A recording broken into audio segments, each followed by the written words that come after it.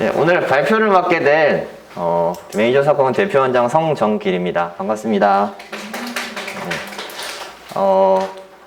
제 소개를 간단하게 먼저 좀 드리도록 하겠습니다. 네, 저는 서울대학교 수학과를 졸업했고요.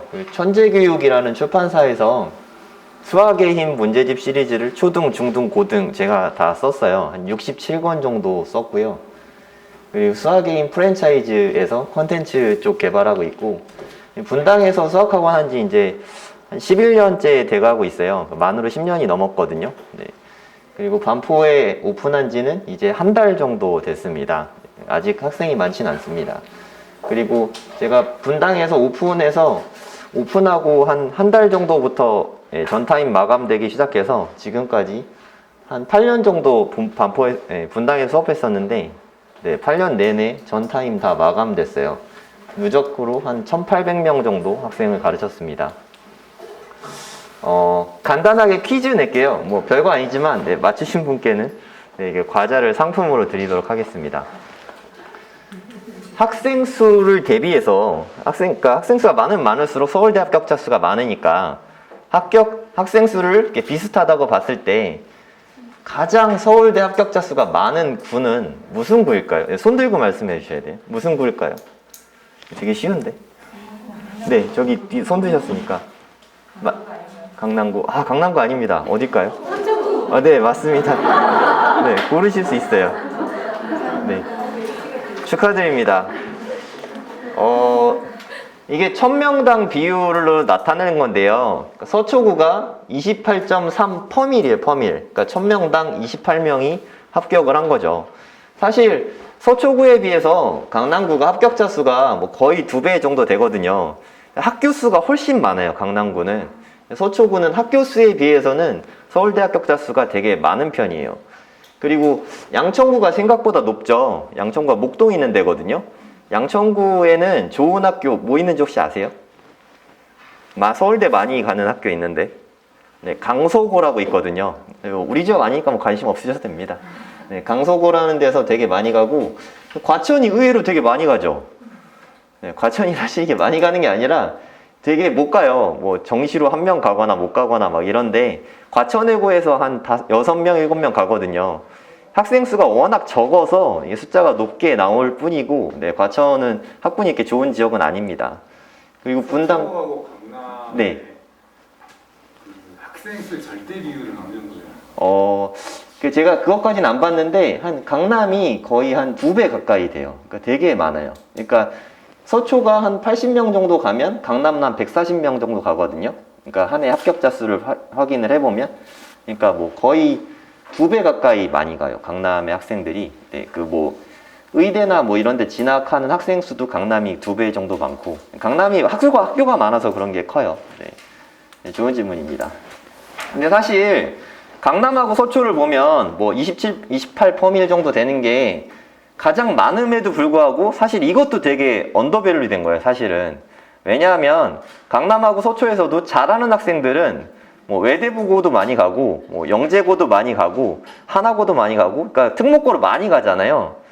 강남, 서초 출신에서 특목고를 가서 서울대 진학자까지 조사를 한다면 훨씬 더 숫자가 높게 나올 거예요. 그러니까 사실 차이가 되게 큰 거죠. 강남, 서초와 다른 지역과의 격차가 상당히 크다는 걸 아시면 좋을 것 같아요.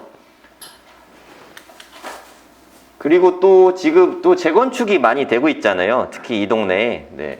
앞으로 뭐 이런 것들이, 특히 원베일리는 세대수가 뭐 한 2,500세대 정도 들어오는 것 같은데, 그러면 학생들이 늘어나니까 실적은 앞으로도 더 많이 좋아지겠죠, 전반적으로. 그리고 뭐 그냥 고등학교들이 어디 있는지 강남 서초 쪽에 대충 같이 한번 볼게요. 종합운동장 있는 이쪽에 무슨 학교 있죠? 세화고랑 세화여고 뭐 이런 거 있죠. 그 다음에 여기 서초 IC 나가는 반포 IC죠. 여기 있는 학교 뭔지 아세요? 네, 반포고죠. 네, 가까운 학교죠. 그리고 이쪽에 있는 여기 서초역 근처에 있는 롯데마트 쪽에 뭐 있죠? 네, 서초고 있습니다. 여기 써 있는데 여긴 서울고 있고 상문고 있고. 네. 그리고 이쪽에 가면은 미성아파트와 현대아파트 사이에 뭐 있죠? 네, 현대고 있습니다. 제가 현대고 졸업했어요. 좀 더 가면은 여기 압구정고등학교 있고, 여기 청담고등학교가 있어요. 그쵸? 그리고 이쪽에 보시면 경기고 있고 휘문고 있고 진선여고 있고 양재고 있고 이쪽에 중대랑 단대부고 뭐 이런 게 있거든요. 근데 제일 큰 이슈는 여기 청담고 있잖아요. 여기 청담고 이전하는 거 아세요? 몇 년에 이전하죠? 23년. 지금 중1 학생부터는 지원할 수 있을 것 같거든요.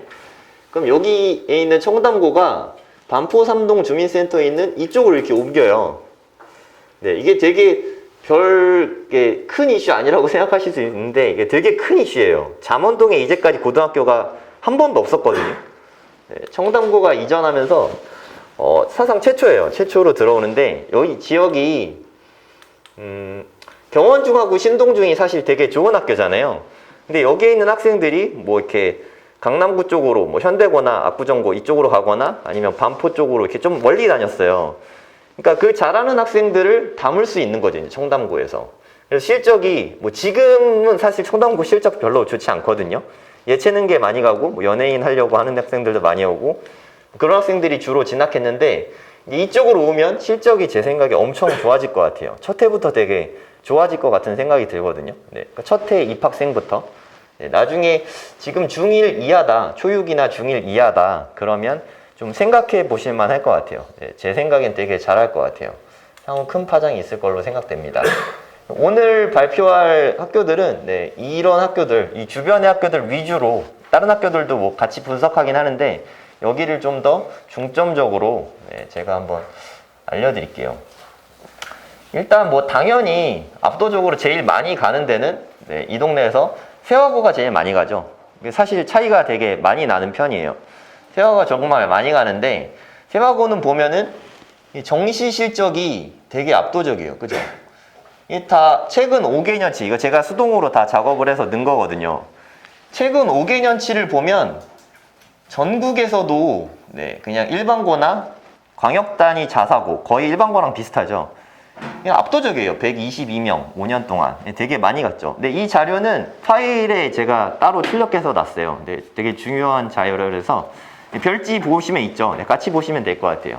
파일에 보시면 따로 별지로 있습니다. 네, 그거 보시면 될 것 같아요.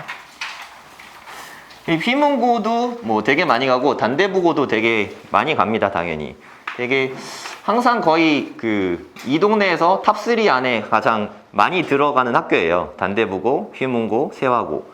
세화고도 그렇고 휘문고도 그렇고 광역단위 자사고잖아요. 네, 서울 지역에서 다 지원을 할 수 있어서 가장 큰 특징은 이따가 자세히 보시겠지만 하위권 학생들이 거의 없어요. 그러니까 웬만큼 하는 학생들만 모이거든요. 그게 가장 큰 장점이자 단점도 될 수 있죠. 네, 그게 가장 큰 특징이라고 생각하시면 될 것 같아요. 그리고 서울고를 보시면 서울고는 정말 특별한 점이 있어요. 여기서 보시면 여기서 물론 이때 뭐 현대고가 더 많이 수시를 보내긴 했는데 뭐 현대고는 뭐 꾸준히 그걸 잘 보내고 있어요. 근데 이때 거의 뭐 별 차이 없죠. 수시 제일 많이 갔고 14명 압도적이죠. 뭐 제일 많이 갔습니다. 17년에도 18년에도 11명 제일 많이 갔죠. 물론 똑같긴 하지만 19년에도 제일 많이 갔고 20년에도 9명으로 제일 많이 갔어요. 수시 실적이 가장 좋은 건 세화고가 아니라 서울고예요. 그 이유도 뒤에 다시 말씀드리겠지만 아까 세화고의 장점이다 단점이 잘하는 학생들이 많다고 말씀드렸잖아요. 내신 받기가 너무 어렵거든요. 그래서 오히려 수시로 가기가 더 어려워요. 수시 실적이 그래서 더 안 좋은 거고 수시는 서울고가 가장 많이 보내고 있어요. 이게 여기까지만 봤지만 뒤에만 봐도 네, 서울고가 전반적으로 수시 실적은 계속 좋아요. 그러니까 이게 선생님들의 성의 문제거든요. 어떻게 보면 학생부도 좀 잘 써주는 거고 어느 정도 몰아주기도 조금 하는 것 같고 네, 그래야 수시를 더 잘 보내거든요. 네, 그런 게 있다고 생각하시면 될 것 같아요. 그리고 이렇게 노란 걸로 빵빵빵 써 있는 거는 네, 비공개해서 그래요. 그러니까 뭐 한 해 정도 실적이 떨어졌을 수도 있고 학교 측에서 그냥 비공개 해달라 하면 공개 못 하거든요. 그래서 비공개했고 비공개했어요. 서초고는 한 명도 못 갔을 가능성도 있다고 생각하거든요. 확실하진 않지만 네, 이거 비공개이긴 한데 현대고는 한 명도 못 가진 않았을 거예요. 네, 그 정도는 학교는 아니니까. 네. 네, 빈자리 아무데나 앉으시면 될 것 같아요. 네. 그리고 반포고, 세화여고, 상문고 돼 있는데 아까 제가 말씀드린 여기 학교들 중에서 세화고를 제외하고 가장 의대 많이 가는 학교가 어딘지 아세요? 어디요? 반포고? 상문고예요, 상문고. 상문고 의대를 되게 생각보다 많이 보내요. 세화고 다음이라고 생각하시면 돼요, 여기서. 네, 저쪽에 자리와 자료 있거든요. 저 자리에 앉으시면 될 것 같아요.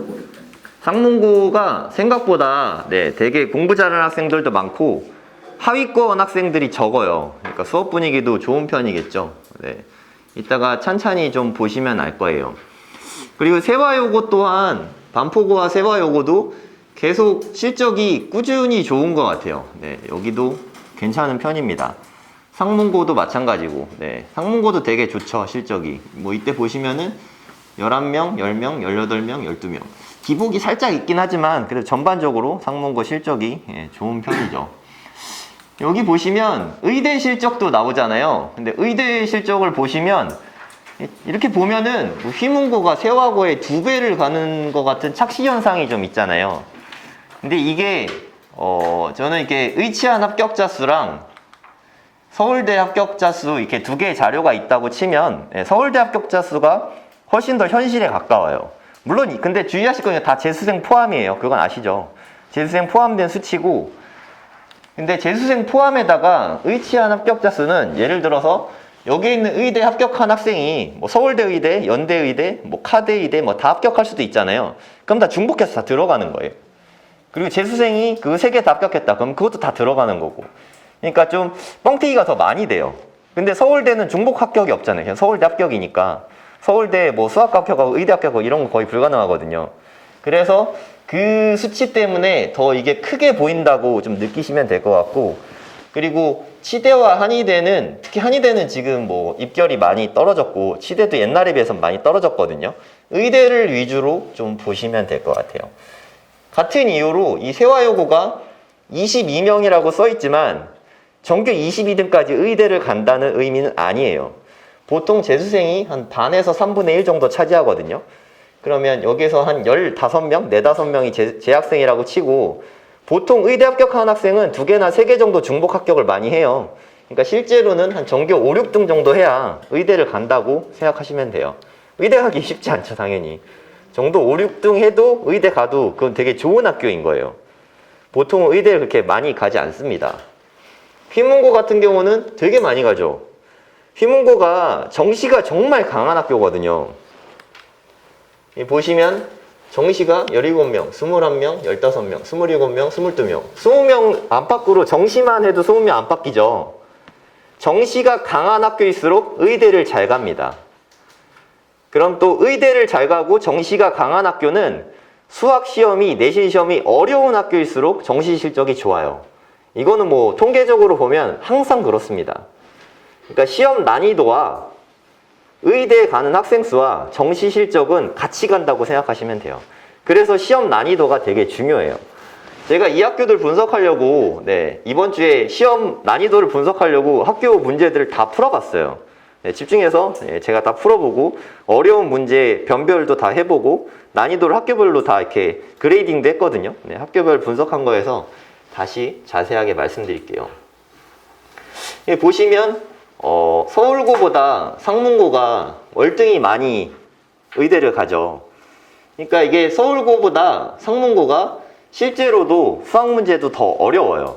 수학 문제도 더 어렵고, 그리고 잘하는 학생이 많아요. 못하는 학생이 좀 적은 편이에요, 상문고는. 이따 보시면 알 거예요. 여기 보면 현대고가 없는데, 현대고가 한 명도 못 간 게 아니라 이게 이런 자료들이 다 뭐 교육기관에서 조사를 하는 거예요, 일일이.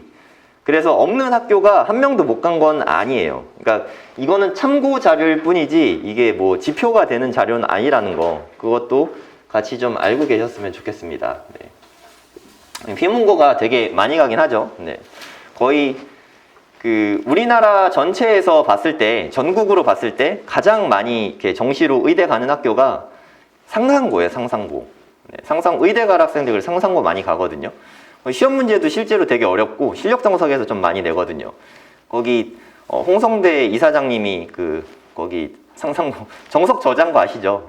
실력 정석 의대에서 그래서 많이 내고 난이도 되게 높아요. 거기서 제일 많이 갑니다. 정시 실적도 그렇고 의대 실적도 그렇고 네, 상당히 좋은 편이죠. 네, 얼마 전에 취소될 뻔했죠. 네. 이게 중복이니까 아까 이게 20년도 거고 19년도 거 이것도 그냥 단순히 참고만 하시면 되는데 항상 휘문고는 탑이에요. 언제 어느 때를 봐도 휘문고는 항상 탑이라고 생각하시면 돼요. 예, 단대부고 뭐 항상 같이 많이 다닙니다. 단대보다는 휘문고가 항상 실적이 더 좋습니다. 그 여고들 대표적인 여고들 뭐 진선, 숙명 뭐 다 당연히 많이 가죠. 그리고 뭐 잠깐 그냥 여담인데 보시면 숙명여고가 여고 중에서 가장 잘 가는 학교거든요. 의대나 뭐 서울대나 보시면 여긴 좀 별로 안 좋았지만 11명, 16명, 17명 이러다가 이거 여기구나 여기 다시요 19명, 17명, 17명, 16명 되게 좋았죠. 근데 좀 떨어졌잖아요. 12명. 이게 왜 떨어진지 아세요?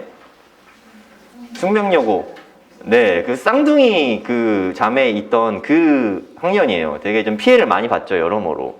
학교도 좀 어수선하고, 이 학생들 내신도 좀 이렇게 한번 좀 뒤집어진 것 같고, 여러모로 좀 피해가 많은 것 같아요. 네, 지금 되게 안타까운 일인데, 네. 그러니까 이런 일은 좀 없었으면 좋겠죠. 그러니까 숙명여고가 되게, 근데 이게 올해만 그런 걸 수도 있고, 내년부터는 다시 좀 좋아질 가능성이 저는 크다고 생각해요. 뭐, 진선여고, 은광여고, 뭐, 여고는 그냥, 기본 이상은 하는 것 같아요. 네. 물론 동덕여고나 서문여고 이쪽은 제가 이렇게 막 추천드리고 싶지는 않습니다. 네. 만약 여고를 보내겠다면 이 동네에서는 네, 세화여고가 제일 나을 것 같아요. 저까지 가기엔 사실 은근 되게 멀거든요. 네. 먼 데는 추천드리고 싶지 않습니다.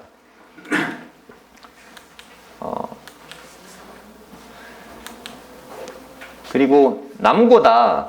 그리고 의대를 생각한다. 이 동네에서. 그러면 의대를 생각하고 남학생이면 그냥 세화고로 보내시면 됩니다. 세화고로. 이건 뭐 그냥 의대를 생각하면 상위권 학생이잖아요. 그러면 그냥 의대에 갈 거면 세화고 생각하면 돼요.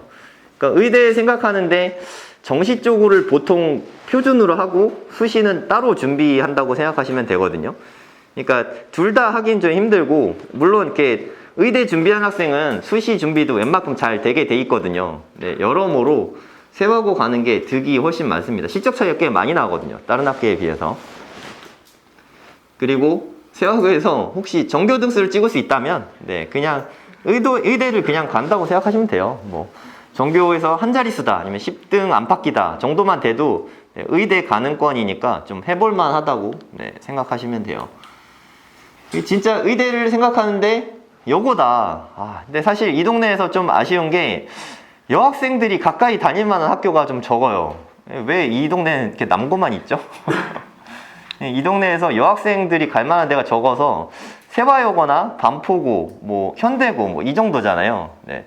그러니까 이게 좀 어려운 부분이긴 한데 현대고랑 반포고는 또 공학이라는 단점이 있잖아요. 네, 제가 고등학교 다닐 때까지 아는 여학생 자체가 한 명도 없었거든요. 저 현대고 공학 나왔는데도 제가 정말 되게 찐따였거든요. 이게 진짜 너무 감사한데 덕분에 연애 한 번 못하고 여학생이랑 말 한 번 못 섞어보고 공부에만 집중해서 공부를 많이 할 수 있었거든요. 사실 그게 저는 되게 행운이라고 생각하거든요. 뭐 누군가에겐 슬픈 얘기지만 뭐 그냥 뭐 대학 간 다음에 여자들 많이 만나면 되니까. 네, 그리고 좋은 대학 가면 여자들 사귀기도 상대들고 더 쉬우니까. 네, 연애를 지금 하냐 나중 하냐 생각할 거면 나중에 하는 게 훨씬 득이 많잖아요. 그런 면에서는 여고나 남고가 장점이 많긴 한데 사실 뭐 만난 학생들은 다 만나더라고요. 네. 그래서 공학보다는 좀 덜 위험한 것 같긴 합니다. 네.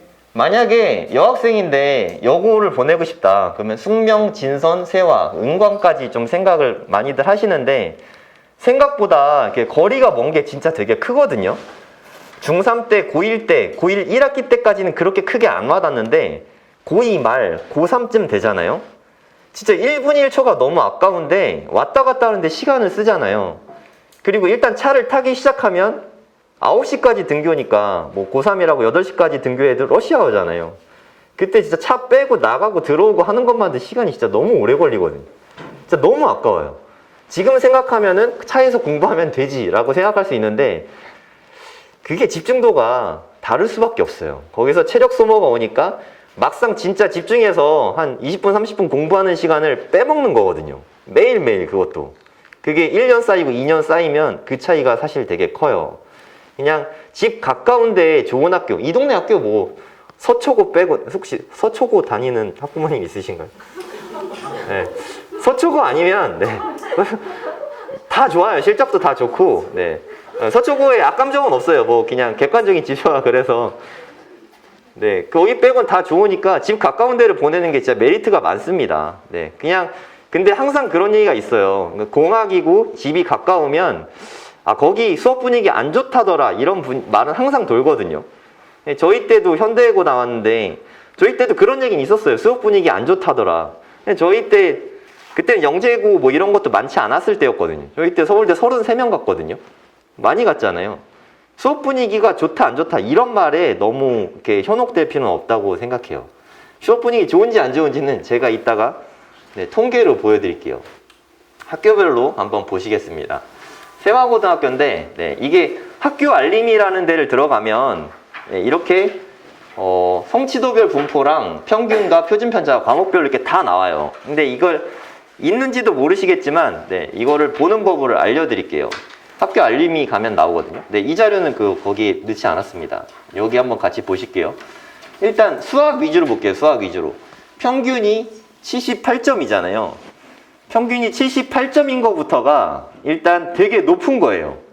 세화고 시험 문제가 특히 수학 시험 문제가 꽤 많이 어렵거든요.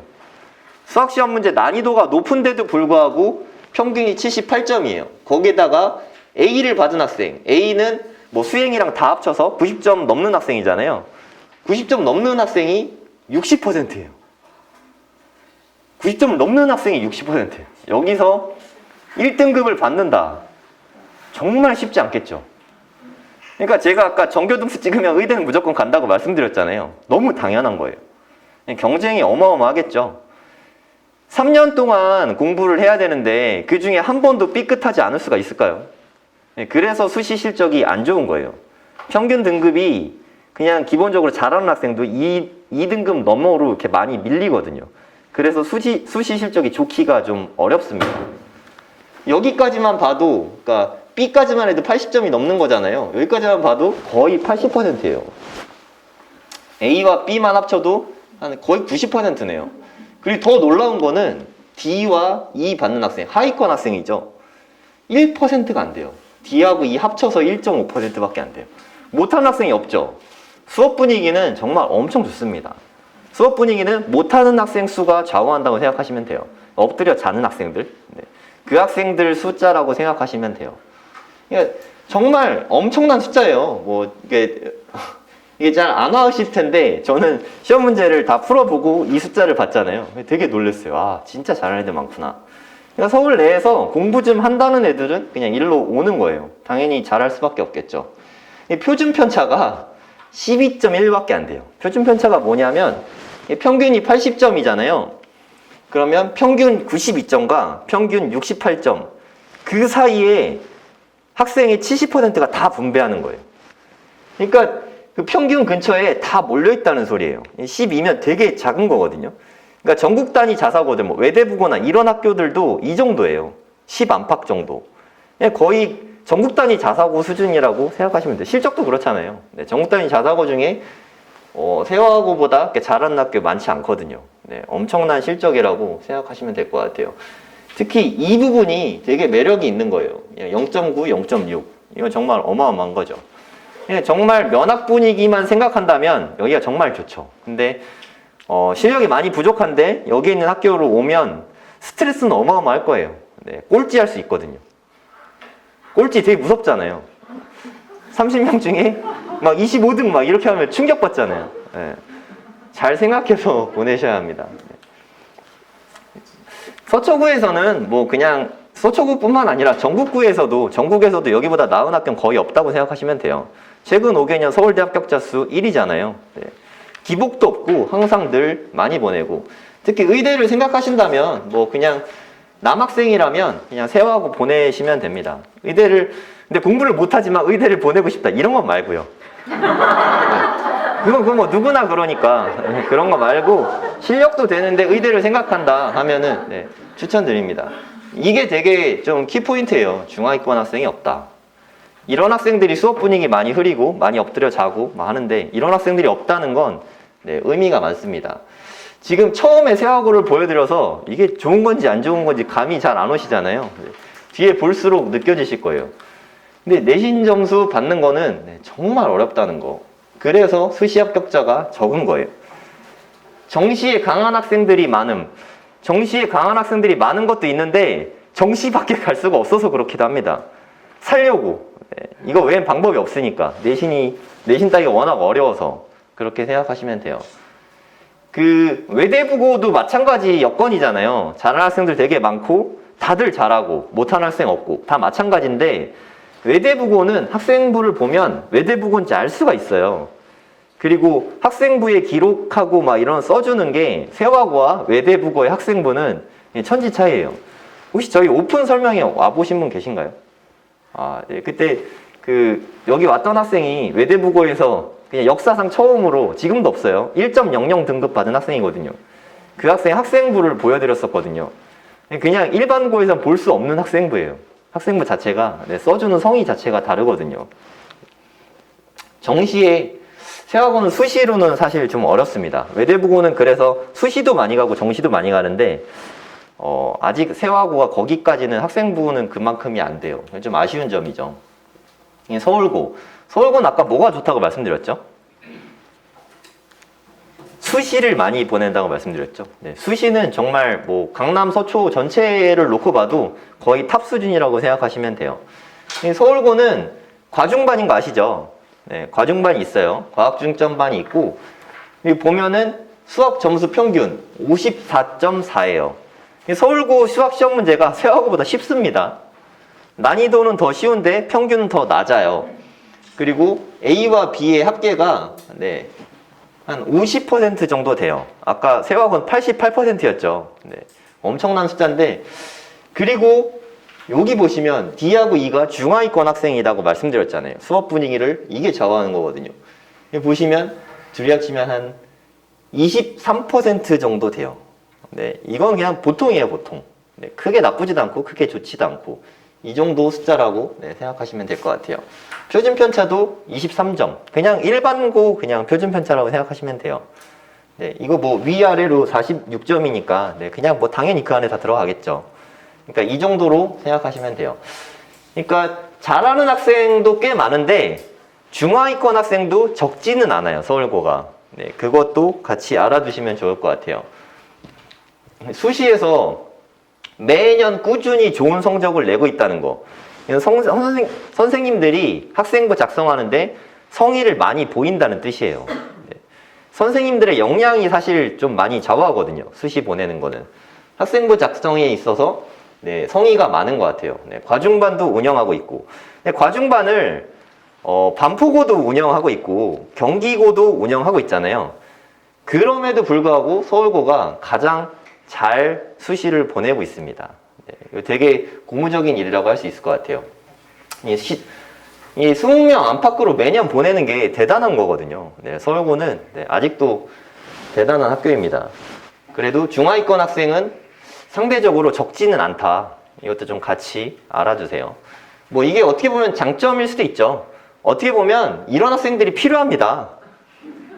이런 학생들이 많으면 많을수록 등급이 잘 나오는 거예요. 상대평가니까. 네. 학생 수 많고 이런 학생들이 많은 게 꼭 나쁜 것만은 아니에요. 네. 등급을 잘 받는 것도 중요하니까 평균 등급을 높여주는 효과가 있어요. 네. 상문고는 언뜻 생각하면 서울고랑 상문고랑 수학 실력이나 레벨이 비슷하다고 생각하실 수도 있는데 서울고보다 상문고의 시험 문제가 더 어려워요. 상문고의 시험 문제가 더 어렵지만 평균 점수는 50.8점. 아까 서울고랑 비슷하죠. 평균 점수가 비슷한데 아까 서울고보다 A와 B 받는 학생이 훨씬 많죠. 기억 안 나죠? 지나가서 50%밖에 안 됐거든요. 서울고는. 상문고는 74%예요. 되게 많은 거예요. 그리고 더 중요한 거는 E 받는 학생이 1.5%밖에 없어요. 난이도가 더 어려운데도 불구하고. 서울고 같은 경우는 E 받는 학생이 12.5%예요. 10배죠, 10배. 차이가 되게 많이 나요. 하위권 학생이 상문고가 훨씬 적습니다. 난이도가 높은데도 불구하고 성취도 A와 B가 되게 많죠. 그래서 의대를 잘 보내는 거예요. 정시 실적도 더 좋은 거고. 근데 서울고는 수시 실적은 좋지만 정시 실적은 살짝 부족한 거예요. 의대도 살짝 부족하고. 그러니까 의대와 정시를 생각하면 상문고가 더 좋은 거죠. 잘하는 학생도 상문고에 더 많다고 생각하시면 돼요. 그러니까 수학, 과학 쪽으로 봤을 때. 네. 표준 편차도 아까 서울고는 23점이었거든요. 표준 편차도 더 좋죠. 그러니까 좋은 학생들이 더 많다. 못하는 학생이 더 적다. 이렇게 생각하시면 될 것 같아요. 그리고 수학 성적이 시험 난이도가 확실히 더 높거든요. 그럼에도 불구하고 분포가 훨씬 더 좋죠. 네. 좋은 학생들이 더 많다는 뜻입니다. 네. 그리고 의학 계열도 많이 가고. 근데 좀 정시다 보니까 네, 기복이 아무래도 좀 있어요. 그러니까 서울고의 장점은 수시를 꾸준히 보낼 수 있다는 거. 수시는 어느 정도 학교의 역량이 좌우하기 때문에. 근데 정시는 학생들 퍼포먼스가 사실 중요한 부분이잖아요. 네. 그때 어떤 학생들이 들어오냐가 좀 많이 좌우를 하는 거죠. 대신에 상문고는 계속 시험 문제를 어렵게 내주면서 시험 문제가 어렵다. 그럼 수학 실력이 좋은 학생들이 많아지고 정시가 좋아지고 의대를 많이 보낼 수 있는 거예요. 이렇게 생각하시면 될 것 같아요. 그리고 현대고. 현대고가 이게 되게 낮죠? 엄청 낮아요. 여기 수학 보시면 평균이 75점인데 여기가 되게 낮아요. 그죠? 6.9%. 이게 현대고가 수학을 못해서가 아니라 시험 문제 난이도는 현대고가 가장 높았어요. 이때 19년도에 제가 이 동네 학교들 시험 문제를 제가 다 풀어봤거든요. 세화고보다 현대고가 더 어려웠어요. 상문고보다 현대고가 어려웠고 그냥 가장 어려웠어요. 그래서 이게 6.9%일 뿐이지 이게 학생들이 못해서가 아닙니다. 너무 어려웠어요. 100점 맞기가 너무 힘든 시험이었어요. 그리고 D와 E의 비율을 보면 뭐 그렇게 높진 않죠. 이게 현대고만 해도 광역단위 자사고잖아요. 서울에서 공부 좀 하는 애들이 오는 거고 되게 못하는 학생들은 오지 않거든요. 네, 그래서 수업 분위기도 그렇게 나쁘지 않은 거죠. 전반적으로 수학 시험 난이도가 되게 높은 편이에요. 애들이 수학을 좀 잘하는 편이겠죠. 네. 점수가 이게 나쁜 게 아니거든요. 네, 이게 숫자는 안 좋지만 못하는 학생이나 이 비율로 봤을 때 심한 문제가 너무 많았어요. 인간적으로 시간 안에 다 풀 수가 없게 시험 문제가 출제가 돼서 매년 그런 게 아닌데 이때가 좀 더 많이 그랬어요. 하위권 학생들이 적다는 거 이건 정말 좀 수업 분위기 면에서는 장점이죠. 네.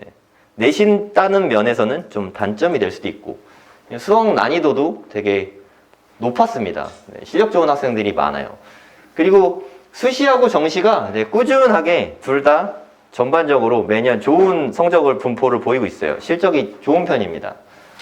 근데 좀 연애 리스크 좀 그런 게 좀 있는 것 같아요. 동아리 활동도 좀 활발하게 되고 연애하면 서울대 가기 힘듭니다. 네, 연애 잘하면서 서울대 가는 학생 저는 거의 못 본 것 같아요. 네, 연애하다가 헤어지고 마음 잡고 공부하면 서울대 가도 3년 내내 잘 사귀고 있으면 못 가는 것 같아요. 네, 깨져야 돼. 반포고등학교. 네, 반포고는 그냥 뭐 보통의 학교인데 네, 그냥 이 동네에 있어서 좀 많이 저평가되는 학교예요. 네, 주변에 좋은 학교들이 워낙 많다 보니까 좋은 학교거든요. 뭘로 봐도 진짜 좋은 학교인데 네, 표준 편차도 20이 안 되잖아요. 18.8. 서울고보다 오히려 공부 못하는 학생이 더 적을 수 있어요. 2도 5.4%밖에 안 되잖아요. 서울고보다 오히려 못하는 학생이 더 적어요. 반포고는 특징이 여학생이 더 많아요. 네. 이 동네 남고가 많다 보니까 여학생이 갈 수 있는 학교가 별로 없잖아요. 네. 그래서 반포고로 많이 가서 여학생 비율이 더 높습니다. 그래서 못하는 학생이 좀 더 적죠. 잘하는 학생도 53%, 54%. 네. 이게 이 동네 학교니까 이 정도 난이도로 시험을 내도 이만큼이 나오는 거예요. 네, 전국 단위로 보면 이 정도 시험을 내면 AB가 거의 없어요. 네, 그만큼 차이가 많이 나서 그렇고. 그냥 반포고는 제 생각에 이 동네에서 그냥 표준이라고 생각하시면 될 것 같아요. 여기보다 잘하면 좋은 학교고, 여기보다 못하면, 근데 못하는 학교라고 말하기 그렇고, 그냥 좀 이 동네에서 좀 덜 좋은 학교 정도로 생각하시면 좋을 것 같아요. 전반적으로 무난합니다. 근데 좀 단점이 약간 있다면 학생 수가 다소 적은 편이에요. 이 동네 학교들이 다 학생 수가 막 1200명, 1300명 막 이렇거든요. 근데 반포고는 한 800명대 정도거든요. 학생 수가 적으면 1등급 받는 학생 수가 적어요. 그러니까 800명이라고 치면 8, 4, 32, 32명까지 1등급 받는 거잖아요. 이게 또 문이과로 나눠주고 난 다음에 거기서 하니까 800명이 아니죠. 그 3개 학년이니까 한 250명 정도 되거든요. 250명. 그러면 한 전교 10등까지. 그리고 문이과 나눠주면 전교 5등까지 정도 1등급 받는 거예요. 그러니까 쉽지가 않죠. 학생 수가 많으면 거기에 따른 이득이 있습니다. 네. 이 중하위권도 좀 적지는 않아요. 그냥 근데 이런 말 하는 게 좀 웃긴데, 이게 적은 편이거든요. 다른 데 보면. 이 동네 기준으로 보면, 네, 많은 편입니다. 그 공학이면, 네, 이제 말씀 안 드려도 아시죠. 네, 그런 리스크가 좀 있습니다. 시험 난이도는 어때요? 시험 난이도는 서울고 정도 난이도라고 생각하시면 될 것 같아요. 그러니까 제일 높은 거는 현대고, 세화고, 상문고, 얘네들이 좀 높고, 나머지 학교 좀 비슷하고, 서초고가 월등히 좀 쉽고, 이렇게 생각하시면 될 것 같아요. 세화여고는 그냥 반포고랑 비슷한 정도라고 생각하시면 될 것 같아요. 영어다 보니까 뭐 그렇게 못하는 학생이 많지 않은데 좀 수학이 여고다 보니까 좀 유독 약한 학생들이 좀 더 많긴 합니다. 그 밑에는 영어만 해도 이렇게 높진 않잖아요. 그쵸? 네, 수학이 영어가 지금 10.6, 7.9인데 수학은 20.0, 9.4 못하는 학생이 훨씬 많아요. 그리고 잘하는 학생 비율은 좀 적고. 그러니까 영어를 아무래도 더 여고다 보니까 여고 특징이 다 그래요. 원래 영어 점수가 좀 더 높고 수학 점수가 좀 더 낮고. 그러니까 수학 잘하는 여학생은 여고 가는 게 유리한 점이 있어요. 그런 면에서 내신 따기 확실히 유리하거든요. 그러니까 반포고 가는 것보다 세화여고 가는 게 그 수학 쪽에서 내신 받는 건 유리할 수 있어요. 반면에 영어나 이런 거 내신 받는 건 어렵죠. 그리고 기타 모든 거에 대한 내신이 받기가 어렵죠. 여학생들을 제가 되게 많이 가르쳤는데 여학생들은 좀 그런 게 있어요. 예를 들어 수학 심화 문제 푸는 거 막 이런 거 좀 되게 힘들잖아요.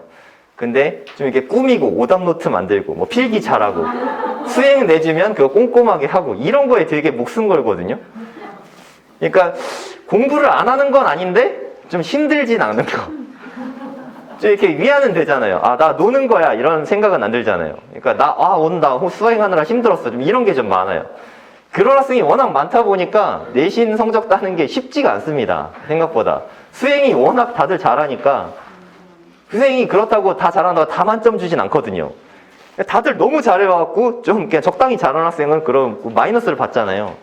네, 그런 좀 자질구레한 문제점이 좀 있는 것 같아요. 이게 여고 특징이에요. 어느 여고나 다 그렇거든요. 네, 여고를 생각하시면, 네. 근데 그런 거 생각하기 싫으면, 네, 반포고 가는 게 더 나을 수도 있죠. 네. 그렇게 좀, 쪼잔한 거? 이런 거 뭐 챙겨야 되는 거? 그런 게 좀 적습니다. 그리고 여고는 수행이 되게 많아요. 수행 많이 하면 공부할 시간이 당연히 좀 줄어들잖아요. 네. 저는 그래서 수행 좀 싫어하는데, 네, 그거 같이 좀 참고해 주시면 될 것 같아요.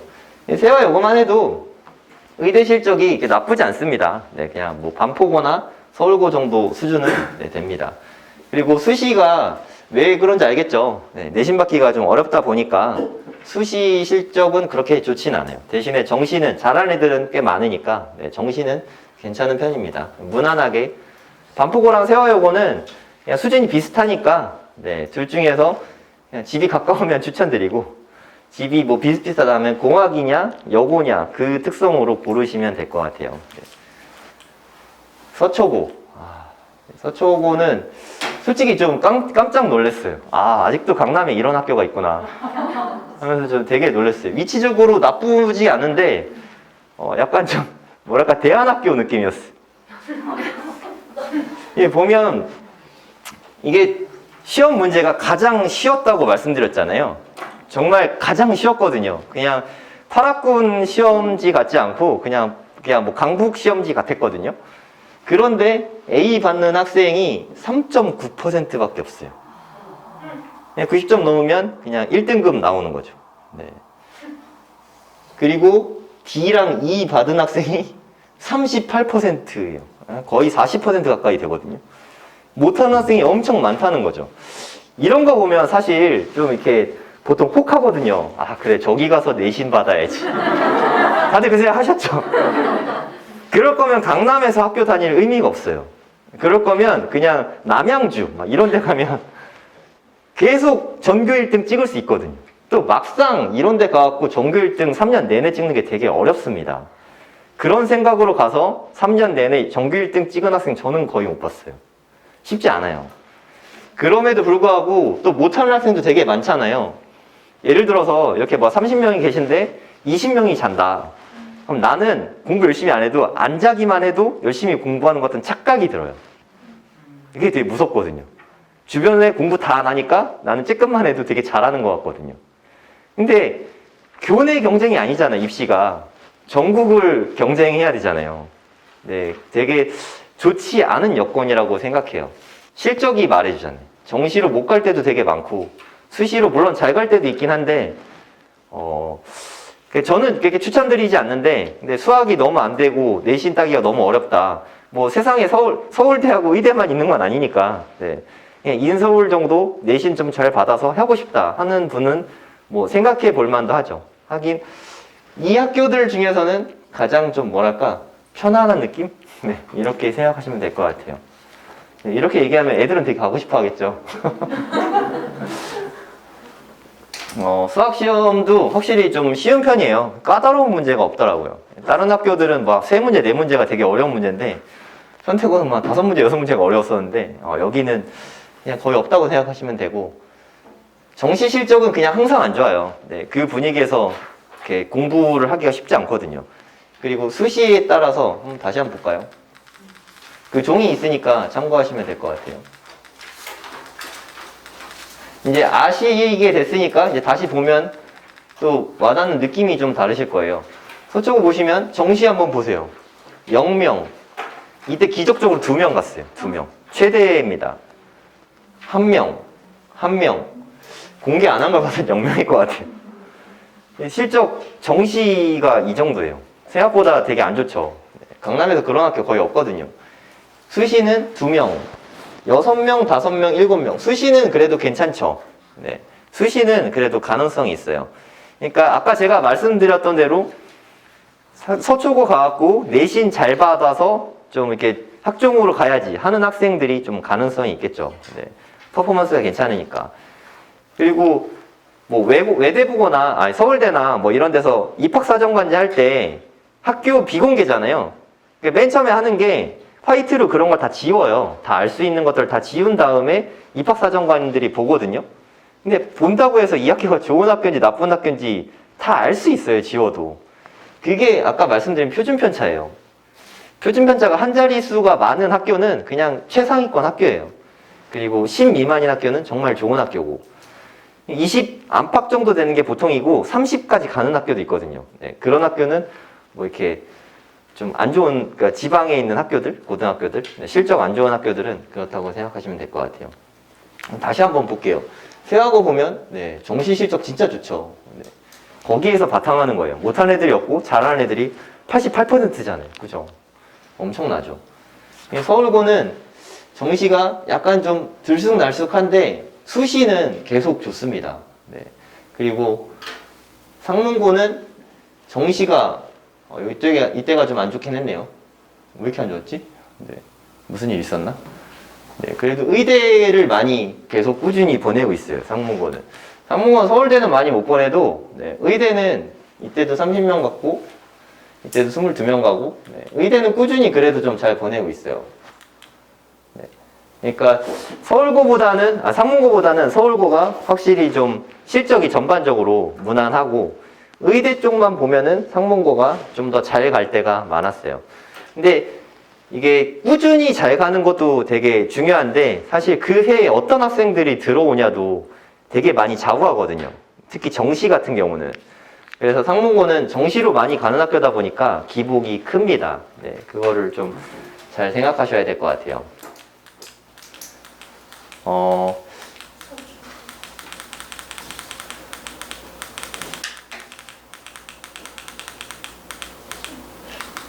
그냥 그룹을 제가 좀 지어봤는데, 네, 1그룹은 그냥 뭐 세화고, 그냥 뭐 독보적이라고 생각하시면 될 것 같고, 여기에 격차는 사실 꽤 큽니다. 그 다음에 서울고, 현대고, 상문고가 그래도 실적이나 뭐 시험 문제나 이런 게 비슷비슷해요. 그 중에는 현대고가 제일 어렵고, 그 다음 상문고가 어렵고, 그 다음 서울고 생각하시면 되고, 반포고랑 세화 요거는 그냥 난이도도 그냥 비슷하고, 그냥 실적도 비슷비슷합니다. 서초고는 좀 많이 쉽고, 실적도 그렇게 좋진 않아요. 정시는 거의 못 가고, 간다면 수시로 좀 간다고 생각하시면 될 것 같아요. 그냥 한 가지 조언을 드리면 정말 집 가까운 고등학교가 정말 중요해요. 지금 크게 못 느끼실 수도 있는데 고2, 고3 되면 정말 후회 많이 할 수 있어요. 멀리 가면. 꼭 가까이 가야 합니다. 이게 그냥 시간을 버린 게 아니라 집중해서 공부하는 시간을 까먹는다는 거. 체력을 갉아먹으니까. 네, 이게 되게 중요한 포인트잖아요. 집 가까운 데로 보내는 게 되게 중요합니다. 그리고 혹시 잘 모르시는 분 있을까봐 현 고2부터 달라지는 거예요. 네, 지금 고3 학생들은 아마 여기 안 왔을 테니까 지금 뭐 중1, 중2, 중3 뭐 다 해당되는 거죠. 수능이 좀 많이 바뀌어요.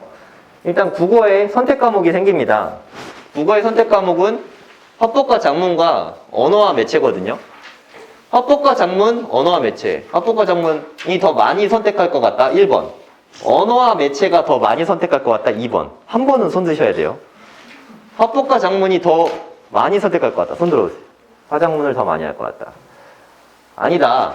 언어와 매체가 더 많이 선택할 것 같다. 네, 한번 들어보세요. 네, 비슷비슷하시네요. 이게 아마 화법과 작문이 압도적으로 많을 것 같아요. 왜 그러냐면 이 언어라는 게 문법이에요. 문법. 국문법 되게 어렵잖아요. 네, 문법이 저기 들어간 거라서 네, 거의 다 그냥 화작문으로 다 선택할 거라고 네, 생각을 하시면 되고 이게 사실 저는 가장 큰 변화가 여기에 있다고 생각해요. 수학에. 수학이 정말 되게 크게 바뀌어요. 지금은 이과 같은 경우는 수학2 같은 거 안 했거든요. 그러니까 뭐 미적분 택하거나 했었는데 이제 변화가 되고 나면 수학1과 수학2가 공통으로 들어가고 그리고 확통하고 미적분, 기하 셋 중에 하나를 선택하는 거거든요. 근데 의대 같은 경우나 뭐 이렇게 좋은 학교들은 이과 같은 경우는 확통을 안 쳐줘요. 미적분이나 기하 둘 중에 하나 이과에 선택을 해야 되거든요. 근데 미적분하고 기하하고 공부하는 시간이 비슷할까요? 아니면 차이가 날까요? 뭐가 쉽죠? 네, 기하가 시간이 훨씬 적게 걸려요. 미적분이 한 100시간 걸린다. 그럼 기하는 한 60시간밖에 안 걸려요. 시간 차이가 거의 2배 나잖아요. 그쵸? 근데 그럼 잘하는 학생들 같은 경우는 미적분 선택 많이 하겠죠. 그러니까 못하는 학생이 미적분을 택하진 않겠죠. 시간도 많이 걸리는데. 못하는 학생이 어디 많아요? 기하에 많죠. 그럼 똑같이 100점을 받는다고 쳤을 때 누가 유리하죠? 기하가 유리해요. 왜냐하면 못하는 학생이 많으면 많을수록 평균이 일단 낮고 평균이 낮은 데다가 표준 편차가 커지게 되거든요. 그거는 통계학적으로 어려운 시험으로 평가되거든요. 못하는 애가 많다는 거를 어떻게 판단할 수 있는 지표가 없거든요. 기하를 선택하는 게 유리할 거예요. 지금 과탐도 그렇거든요. 원과목, 투과목. 당연히 투과목이 어렵고 서울대 가는 애들만 보니까 더 이렇게 손해가 많으니까 더 어렵잖아요. 그쵸? 그럼에도 불구하고 둘 다 만점 받으면 원과목이 표점이 더 높아요. 물론 표점은 좀 조절할 수 있겠지만 미적을 택했을 때 장점이 없는 거잖아요. 그쵸? 시간도 더 걸리는 데다가 표점도 더 낮게 나올 수 있고 득이 없어요. 둘 다 100점 맞는다고 쳤을 때. 그러니까 기하를 택하는 게 이과 학생들은 거의 대세가 될 거예요. 지금 고2부터. 물론 대학 교수님들은 되게 속상하시겠죠. 가면은 막 다시 다 가르쳐야 되니까. 하지만 또 입시는 다른 문제니까 이과는 아마 기하 위주로 갈 거고 그렇다고 문과에서 기하를 택하진 않을 거 아니에요. 선택이긴 한데 뭐 지금 이제 문이과는 없으니까 선택이긴 한데 문과 학생들은 당연히 이과하고 경쟁을 피해야 되니까 확통 위주로 선택을 하게 되겠죠. 너무 당연한 거 아닌가요? 네. 문과는 확통하게 될 거고 이과는 기하를 하게 될 거다. 나머지는 뭐 영어, 한국사 절대평가고 탐구, 뭐 외국어 거의 비슷한데 좀 다른 점이 있다면 이제까지는 문과는 사탐 2개, 이과는 과탐 2개였잖아요. 이제 뭐 이과라도 사탐 하나, 과탐 하나 뭐 이렇게 할 수 있어요. 그러니까 기하를 택하면서 사탐에서 2개 뭐 이렇게 할 수 있어요. 네, 많지는 않을 것 같긴 한데 네, 그렇게 할 수는 있다 정도만 참고해서 알아두시면 좋을 것 같습니다. 어쩌면 그럴 수도 있어요. 그러니까 뭐 문과 학생들이 더 많으니까 예를 들어 뭐 생윤 같은 거 등급 따기 좋아서 이과 아이들이 많이 들어올 수 있겠죠. 문과 아이들이 손해를 많이 볼 가능성도 있어요. 네. 근데 그거는 좀 돼봐야 알 것 같아요. 이제 뭐 저희 수학학원이다 보니까 학습에 관해서 동기부여를 어떻게 해야 되나. 네네. 지금 그러면 수학이 문과가 이과나 네. 선택 과목 배우는 곳은 똑같아지는 거잖아요. 네네. 그러면 내신을 낼때뭐 문과 통합을 해서 내신을 내요. 그쵸. 네. 그러니까 문과랑 이과랑 예를 들어 확통을 같이 배운다. 그럼 문이과 통합해서 내신을 내는 거죠. 과목이 같으니까. 그럼 어쨌든 만약에 네. 어쨌든 수학은 예전에는 뭐 그러니까 수학을 조금 좀 분류하면 문과를 선택해서 네. 하는 이제는 그게 의미가 없는 거예요. 근데 학교에서도 그거를 뻔히 다 알고 있거든요. 그 문과로 대학을 좋게 보낼 수가 없으니까. 그래서 뭐 예를 들어서 2학년 때 확통을 하고 뭐 이과는 기하를 하고 과목을 좀 다르게 할 거야 아마. 선택 과목이다 보니까 같은 때 같은 과목을 수강하지 않게 하겠죠. 같이 하면 같이 통계를 내야 되니까. 과목을 조금 바꿀 거예요. 좀 텀을 바꾸거나 장치를 쓸 거예요. 뭐가 됐든. 네. 그러니까 뭐 거기에 대해서 고민들이 많을 텐데 그리고 선택 과목 같은 경우는 그러니까 절대평가로 많이 바뀌었어요. 공통은 그러니까 상대평가를 하는데 절대평가는 그러니까 선택 과목 같은 경우는 그냥 절대평가로 하는 거죠. 그러면 뭐 유불리가 없는 거잖아요. 네, 그렇게 지금 생각하고 있어요. 그 나머지 질문들 있으시면 네, 시간이 많이 지체돼서 네, 이따가 자세히 개별 질문 받아드릴게요. 아이들이 공부하는 데 있어서 저는 이게 가장 중요하다고 생각하거든요. 관심. 애들이 뭐 예를 들어서 숙제를 정말 되게 열심히 했어요. 아주 열심히 했는데 숙제 검사를 안 했어. 이런 경우 없으신가요? 나만 있었나? 정말 열심히 했는데 선생님이 검사를 안 했을 때만큼 허무한 게 없거든요. 다음에 정말 공부하고 싶지 않거든요. 근데 반면에 숙제를 안 해봤는데 선생님이 모르고 지나갔어. 좀 아싸하는 느낌 나잖아요. 공부하고 싶지가 않죠, 그러면. 숙제를 안 하게 되잖아요. 애들이 숙제를 잘해오게, 공부를 열심히 하게 하는 가장 중요한 거는 저는 이 관심에 있다고 생각합니다. 애들한테 관심이 있어야 돼요. 한 명 한 명에게. 그래야 제가 분당에 있을 때부터 제가 다른 건 몰라도 공부를 가장 많이 시킨다는 거에 대한 확신이 있거든요. 자신 있게 말씀드릴 수 있거든요. 저보다 공부를 많이 시킬 수 있는 사람은 없다고 생각해요. 정말로 많이 시키거든요. 그렇게 시킬 수 있는 이유가 사실 여기에 있다고 생각하거든요. 내가 다 알아주니까. 네가 얼마나 열심히 하는지, 네가 지금 공부를 덜 열심히 하고 있다는 거. 내가 다 알아주니까 학생들이 그만큼 열심히 공부를 하게 됐어요.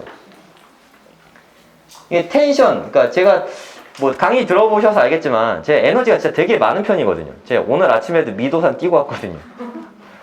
달리기도 꾸준히 하고 운동도 꾸준히 하고 에너지, 그러니까 저 잘 안 아파요. 1년에 감기 한 번도 안 걸려요. 가장 최근에 걸려본 게 3년 전이에요. 일단 아프지 않으니까 뭐 항상 건강한 상태로 이렇게 높은 텐션으로 학생들을 가르치는 게 되게 중요하다고 생각하거든요. 제가 만약에 축 처져 있으면서 힘들어하면서 공부하면 애들도 그렇게 되거든요. 선생님이 5명이라, 뭐 분당에 저희 학원에 선생님 10분이신데 거기 학생들이 들어가서 처음에 똑같이 들어가서 한 2년 3년이 지나면 학생들이 어느덧 선생님 닮아 있어요. 되게 비슷해요. 그 학생 분위기만 봐도 선생님 누군지 알 수 있어. 그게 되게 신기한 거거든요. 근데 수학을 공부를 그 선생님하고 계속 꾸준히 한다는 것 자체가 그 선생님한테 배우면서 수학만 배우는 게 아니라 그 선생님의 태도를 배우잖아요. 이 삶에 있어서 태도보다 중요한 건 없다고 생각하거든요. 아이들이 공부를 얼만큼 해야 되는지를 몰라요. 전혀 모른다고 생각하거든요. 그래서 해도 안 된다고 생각하고 자꾸 실수해서 틀린다고 생각하고 사실 그거는 맞지 않거든요. 실수를 하게 공부를 했을 뿐이지. 제가 평범한 학생들로 받아서 제가 이렇게 많은 학생들을 가르칠 수 있었던 이유가 제가 한 40명 정도 학생을 가르치면 그 중에 한 20명 정도가 고등학생이었는데 그 중에 한 8명 정도가 1등급을 받았어요. 그러니까 뭐 잘하는 학생들을 받은 게 아니라 평범한 학생들을 받았는데 제가 시키는 대로 따라오면 성적이 오를 게 확실하면 애들도 할 수밖에 없거든요. 어머님들 오해하시는 게 애들은 공부하기 싫어한다고 오해를 하시는데 애들이 생각하기에 가장 멋있는 학생은 공부 잘하는 학생이에요. 가장 되고 싶은 학생도 공부 잘하는 학생이에요. 근데 방법을 모르고 자기 스스로 하기가 너무 힘든 거예요. 우리 학창시절을 생각해봐도 정말 공부 잘하고 싶었잖아요. 근데 그게 정말 너무 힘들었잖아요. 하지만 애들도 바라는 게 있어요. 그러니까 누군가가 가르쳐주고 이끌어주고 시켜서 공부 정말 잘하게 되고 싶다 이런 마음이 누구나 있거든요. 그걸 좀 누가 좀 잘 알아줬으면 좋겠고 제가 그렇게 가르쳐서 19년에는 서울대 치대도 한 명 보냈고 올해는 서울대 의대를 2명이나 합격시켰어요. 이게 그냥 나온 숫자가 아니거든요. 그러니까 뭐 서울대 다른 과 간 거랑 그리고 뭐 연고대 간 거 이런 거 숱하게 많은데 그냥 그건 다 뺀 거예요. 제 경험담인데 제가 이 동네에서 다 학교 나왔습니다. 제가 신사동 쭉 살아서 신구초등학교 졸업했고 신사중학교 졸업했고 현대고등학교 졸업했어요. 저희 집이 되게 가난했었거든요. 미성아파트에 단지 내 독서실이 있었는데 거기는 한 달에 독서실비가 3만 원밖에 안 됐어요. 그래서 그냥 미성아파트 사는 친구한테 얘기해서 야매로 거기에 독서실 한 1, 2년 다녔었거든요. 근데 거기서 가장 큰 수학은 그 독서실에 전교 1등 학생이 다녔어요. 2학년 때 전교 1등 4번 다 했고 3학년 때도 전교 1등 4번 다 했거든요. 그 학생이 저는 똑똑하게 태어나서 그냥 그렇게 태어났으니까 전교 1등을 쭉 했다고 생각했거든요. 근데 그 독서실을 가서 걔가 공부하는 걸 옆에서 보고 되게 충격을 받았어요. 저희 학교가 끝나자마자 바로 독서실 갔거든요. 독서실 가서 가방 끌르자마자 걔는 바로 책을 펴고 공부를 하더라고요. 되게 정말 경악이었어요, 그때. 쉬는 시간도 없이. 잠깐 쉬고 화장실 갔다 와서 계속 공부만 하더라고요. 그러다가 어느 날 갑자기 엎드려서 잠을 자더라고요. 되게 기분이 좋았어요. 그래, 너도 사람이지. 너도 피곤하구나. 되게 안도감? 근데 되게 충격이었던 게 5분 동안 딱 자더니 뻘떡 일어나요. 진짜 말 그대로 뻘떡 일어나더라고요. 그런데 화장실 가서 세수를 하고 오더니 다시 공부를 하는 거야. 그때 제가 완전히 졌어요. 완전히 졌어요. 그리고 그때 되게 반성을 많이 하고 저는 공부만 하려고 그러면 계속 졸리고 자고 일어나면 배고프고 밥 먹고 나니까 또 졸리고 독서실엔 오래 있었지만 공부하는 시간은 사실 되게 적었었거든요. 그때 제가 진짜 펑펑 울면서 반성을 되게 많이 했어요. 되게 많은 반성을 했어요. 그러면서 사춘기가 오고 그래, 나는 이제 진짜 공부에 올인해야겠다. 나 대학에 떨어지면 난 자살을 할 거야. 그런 각오로 공부를 했어요. 제가 중학교 2학년 2학기 때 수학 점수가 64점이었어요. 되게 안도감 느껴지지 않으세요? 날 때부터 공부 잘하던 학생이 아니었다고. 중3 때부터 그때가 여름방학 때부터 독서실을 다니기 시작했는데 제가 그때 처음에 공부하기 시작하면서 서점에 가서 공부법 책들을 읽어봤어요. 근데 하나같이 얘기하는 게 다 똑같더라고요. 좋은 책 한 권을 잘 골라서 10번을 복습하라고. 그때 서울대학교 이런 책도 있었고 각종 합격 수기들이 되게 많았거든요. 그런 걸 보고 나름의 공부 방법들을 만들었어요. 백지에 외워서 써보고 한 권을 계속해서 복습해서 반복하고 그런 것들을 공부하고 하루에 10시간, 제 목표 공부 시간이 하루에 항상 12시간이었거든요. 학원을 다니지 않았어요. 아침부터 밤까지 제가 12시간 공부하는 게 항상 목표였어요. 근데 12시간 공부하는 거는 한 이틀 정도밖에 안 되는 것 같아요. 12시간은 정말 한계에 도전하는 영역이고 대부분 그래도 하루에 10시간을 찍었어요. 자기 공부 시간을. 자기 공부 시간 10시간이 진짜 어마어마한 거거든. 하루에 10시간을 공부한다는 건 정말 기적에 가깝거든요. 그 중에서 6시간에서 7시간을 실력 정석을 공부했어요.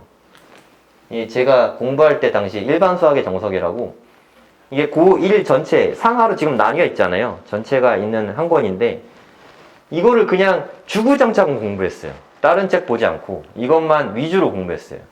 쉬는 시간에도 이거 풀고 그냥 시간만 나면 계속 풀었어요. 실력 정석의 장점이 뭐냐면 난이도가 높은 문제는 오픈형 문제예요.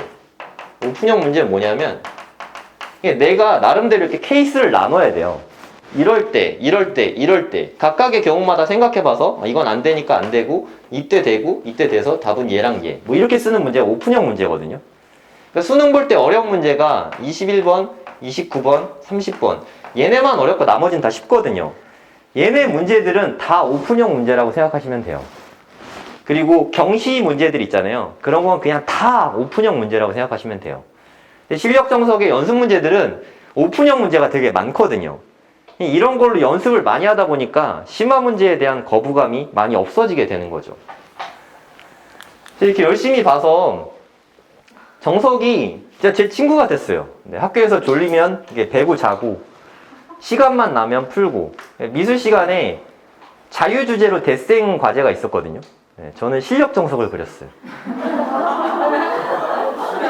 뭐 늘 함께하는 제 동반자 같은 그 친구 같은 녀석이니까 그 책이 지금 있었으면 좋았는데 하도 많이 봐갖고 너덜너덜해져서 지금까지 남아있지 않아요. 되게 안타까운데 제가 틀릴 때마다 이렇게 표시한 것도 다 돼 있는데 그렇게 해서 제가 13번을 복습했어요. 일반 수학의 정석 1년치거든요.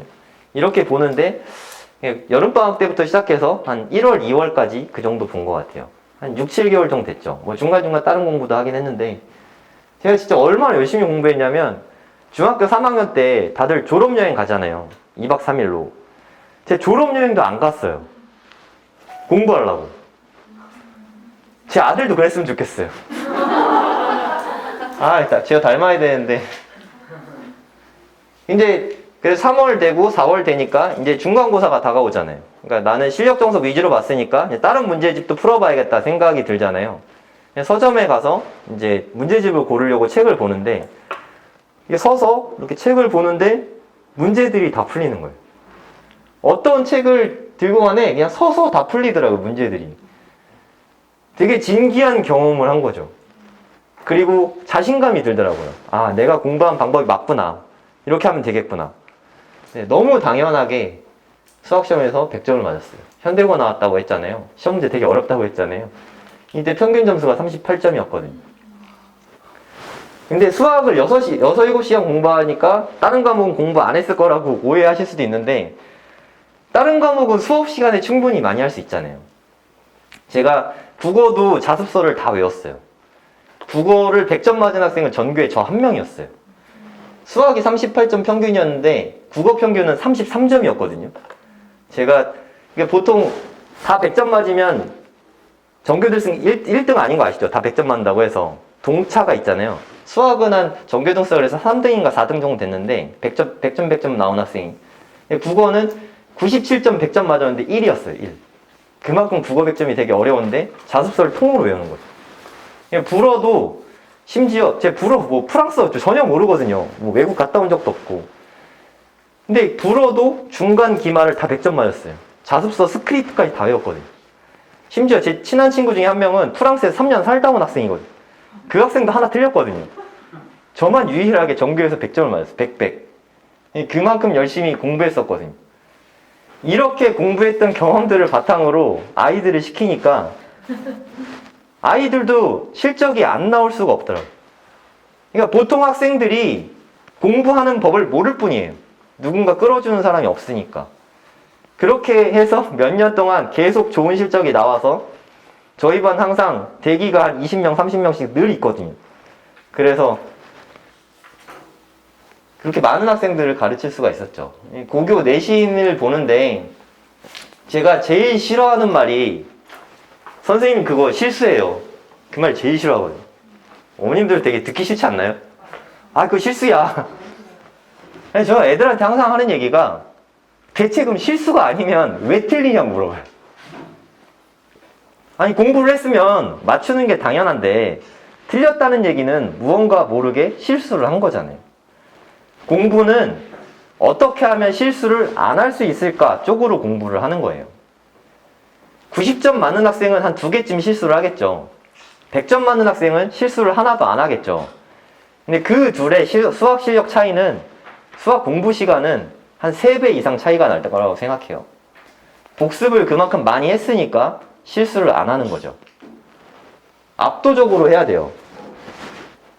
그리고 이게 한 번에 정확하게 풀어야 되는데 애들이 그냥 문제를 읽자마자 막 빨리 풀기 시작해요. 객관식이다 보니까 답이 나오죠. 답이 6이 나왔어요. 1, 2, 3, 4, 5번에 6이 없어. 그럼 멘붕에 빠지잖아요. 그리고 다시 푸는 순간 그때부터 시간은 계속 가고 정신은 없거든요. 한 번에 정확하게 풀어야 돼요. 시간이 남아도 검토하는 게 결코 좋은 게 아니에요. 고등학교 시험에서 검토를 한다? 있을 수 없는 일이에요. 처음부터 끝까지 한 번 다 푸는 것도 힘들어요. 검토하는 것 자체가 불가능합니다. 한 번에 정확하게 푸는 연습을 해야 돼요.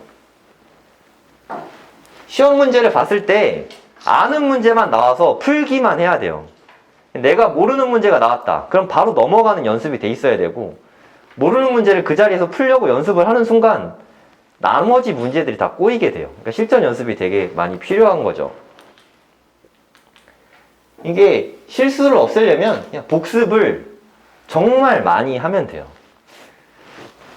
이게 어떤 걸 배우면 어떤 학생들은 알죠.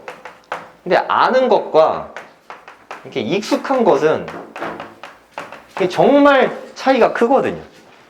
내가 안다고 해서 맞히는 게 아니거든. 너무 당연해야 돼. 너무 익숙해야 돼요. 제가 실력 정석을 13번 정도 보니까 어떤 문제집을 보든 너무 당연하게 풀리는 거예요. 눈으로만 봐도. 눈으로만 봐도 답이 다 나오더라고요. 그 정도까지 공부를 했는데 수학이 안 된다. 이런 학생은 전 본 적 없어요. 그만큼까지 못했을 뿐인 거죠. 이 시험에 있어서 가장 좋은 게 이 백지 테스트예요. 백지 테스트. 제가 뭐 분당에 있을 때도 그냥 재능 기부 차원에서 과학을 가르쳤었거든요. 뭐 수강료 받지 않았어요. 네. 근데 과학을 가르칠 때도 제가 항상 하는 거는 쪽지 시험을 매 시간 봤어요. 그러니까 이온들을 다 외우게 하고 백지에 써보고 외우게 하는 시간이 훨씬 더 중요한데 애들은 그렇게 공부하지 않았거든요. 문제를 풀 때 개념들을 이렇게 보면서 계속 풀거든요. 그럼 잘할 수가 없죠. 백지 테스트보다 중요한 게 없어요. 지난번에 이렇게 설명회 때 왔던 그 외대국어에서 1.00 등급 받고 서울대 의대간 그 학생도 백지 테스트를 되게 많이 했어요. 수학에서 있어도 백지 테스트로 다항식의 곱셈, 인수분해 공식 이런 걸 다 외워서 써봐야 돼요. 외워서 써본 게 진짜 자기 거거든요. 가장 좋은 건 가르쳐 보는 건데 그건 뭐 현실적으로 쉽진 않으니까 그래서 현실적으로 좋은 방법은 백지에 써보는 게 가장 좋다고 생각합니다. 그래야 이 시험이라는 게 사실 백지 테스트가 가장 좋거든요. 근데 이게 좀 불편하니까 그래서 시험을 봅니다. 시험은 좀 편하게 볼 수 있잖아요. 그리고 저희 학원의 모든 시험 문제는 다 서술형이에요. 네.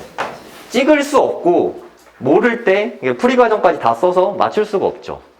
이 서술형으로 푸는데 만약에 85점 미만이다. 그럼 제 시험을 봅니다. 다 맞을 때까지.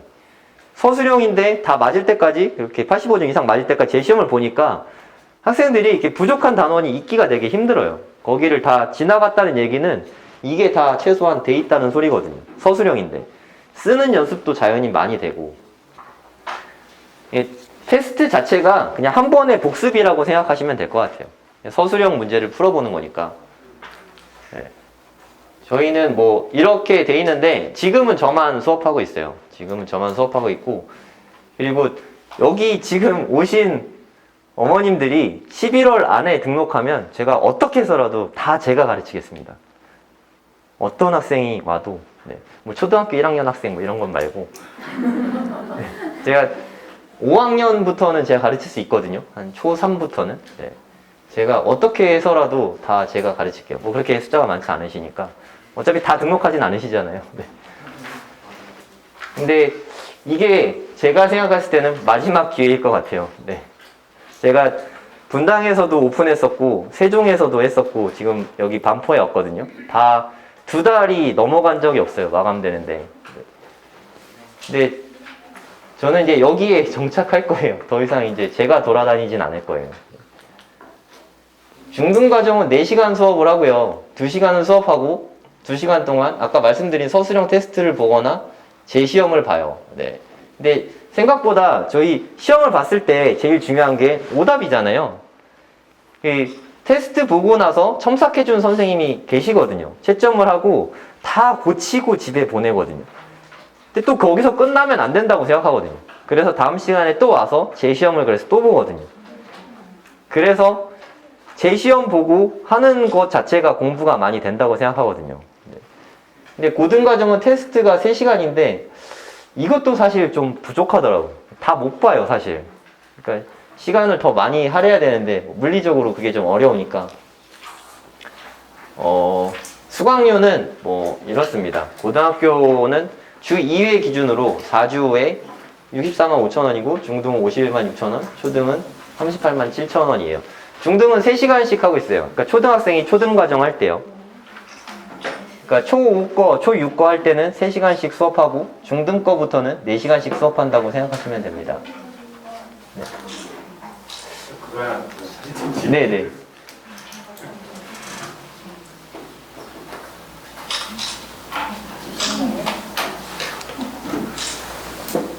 수업 언제부터 시작하는 수업이 맞나요? 그 클리닉 수업이 있어요. 그러니까 학생별로 맞춤 수업을 하는 거고 강의식 수업은 없습니다. 네, 강의식 수업은 지금 고등수학 상만 하고 있어요. 네.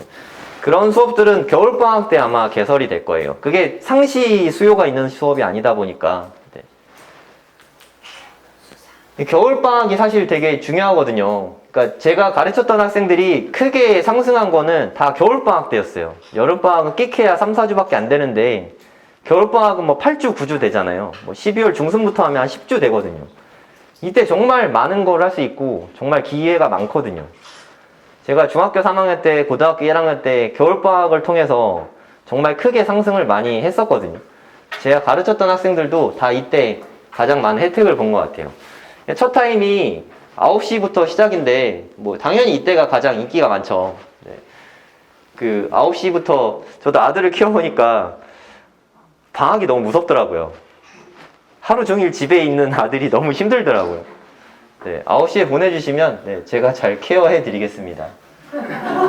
방학을 아이들은 수학과 함께 하고 네, 어머님들은 네, 자유롭게 하시면 네. 이게 5시간 수업이긴 한데 제가 뭐 원하시면 여기 강의실이 크고 강의실 녀석이 많거든요. 네, 그래서 제가 공부를 다 시켜요. 숙제도 다 시키고 네. 공부 더 시킨다고 해서 제가 비용 더 받거나 하지 않거든요. 네, 그래서 많은 학생들이 겨울방학 때 많은 향상이 있었던 것 같아요. 네, 제가 어머님 상담을 할 때 항상 드리는 말씀이 있어요. 일단 테스트를 먼저 보셔야 된다. 제가 그렇게 말씀드리는 이유는 어머님들은 사실 아이들의 상태에 대해서 잘 모르세요. 그냥 막연히 그럴 거다라는 추측만 하세요. 추측만. 근데 제가 학생이 테스트 보고 나면 학생 개개인별로 다 컨설팅을 모두 다 하거든요. 네, 저는 제가 알기로 그런 학원은 없다고 생각하고 있는데 학생이 1시간 테스트 보면 제가 틀린 문제도 웬만한 거 다 가르쳐 주거든요. 테스트지를 보면 그 학생의 상태를 전 다 알 수 있거든요. 그리고 모르는 거 가르쳐 주면서 이 학생이 이해도는 어떤지, 잘 알아듣는지, 그리고 풀이 과정은 어떤지, 글씨는 어떤지. 수학학원에서 중학생, 고등학생 글씨 교정해주는 사람은 저밖에 없다고 생각하거든요. 실수가 많이 나오는 이유 중에서 특히 남학생들, 글씨를 너무 못 써갖고 지가 못 알아봐서 실수를 되게 많이 하거든요. 그래서 저한테 수업 들은 어머님들이 너무 감사해하는 어머니들 많으세요. 수학학원에 보내줬는데 글씨가 좋아졌다. 태도가 좋아졌다. 이런 얘기를 되게 많이 들었거든요. 모든 학생들을 다 1대1로 컨설팅을 한 다음에 그 다음에 어머님 상담을 합니다. 그렇다고 해서 제가 별도의 비용을 받거나 하지 않습니다. 예. 그리고 컨설팅을 받았으니까 등원을 꼭 해야 된다. 그러시지 않아도 돼요. 네. 어차피 뭐 들어오시려는 분들 많으시니까. 그리고 그 분들이 그걸 아셔야 다른 학원에 가셔도 어떻게 공부해야 되는지 감이 잡히실 거예요.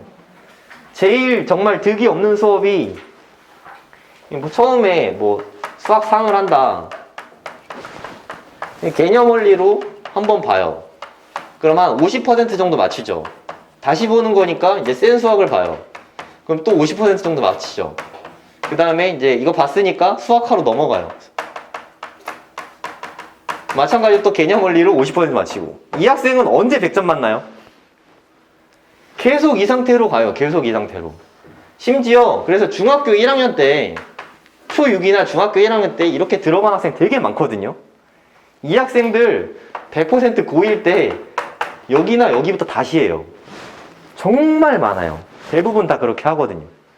근데 되게 이렇게 하는 게 의미가 없어요. 일단 여기를 100%를 만들던가 이 교재를 추천드리는 건 아니에요. 네. 이걸 100% 만든 다음에 그 다음에 하더라도 그 다음 과정이나 더 심화 교재를 해야 돼요.